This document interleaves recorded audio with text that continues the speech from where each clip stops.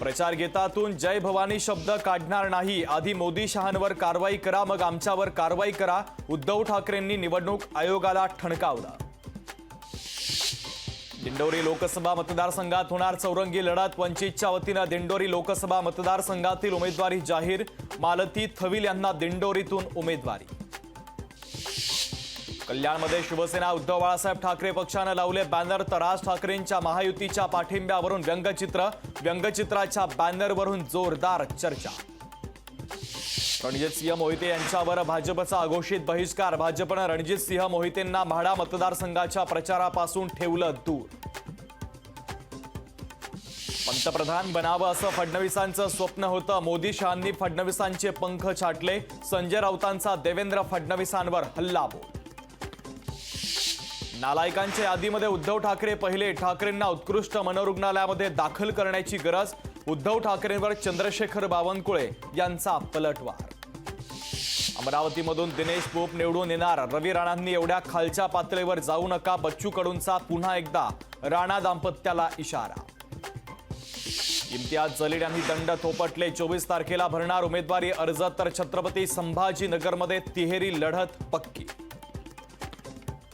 मुंबईकरांना उकाड्यापासून काहीसा दिलासा, 40च्या आसपास असलेलं तापमान 34 अंशांवर, आजपासून आर्द्रतेमध्ये घट होऊन उष्मा कमी होण्याची शक्यता।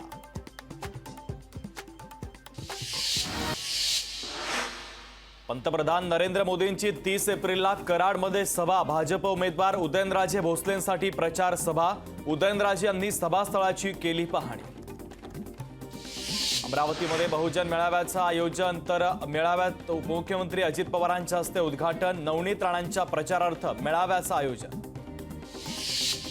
महायुतीचे शिर्डीचे उमेदवार सदाशिव लोखंडे उद्या भरणार उमेदवारी अर्ज, शिंदे फडणवीस अजित पवारांच्या उपस्थितीत भरणार उमेदवारी अर्ज।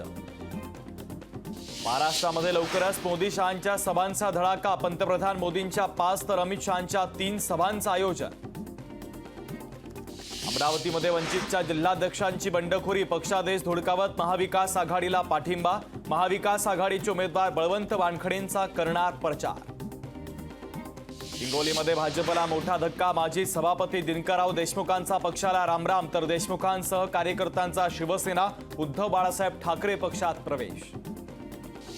सकाळी 9च्या शाळेच्या निर्णयाला पालकांचा विरोध, वेळ गैरसोयीची आदेश पाळणार नाही, राज्यभरातील पालक आणि शाळा चालकांचा निर्धार। कुर्ल्यातील नागरिकांचा मतदानावर बहिष्कार, पाणी नाही तर मतदान नाही, नागरिकांचा थेट इशारा, तर नागरिकांच्या वतीनं परिसरात नो वॉटर नो वोटचे बॅनर। मुंबईच्या पाणीसाठ्यामध्ये झपाट्यानं घट, 7 धरणांमध्ये केवळ 22.61% पाणीसाठा, तर पाणी कपातीबाबत महापालिकेतून मात्र चालढकल।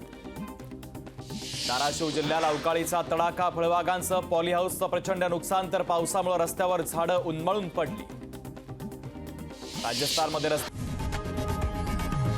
लोकशाही मराठी ऐका, पहा, जागरूक रहा।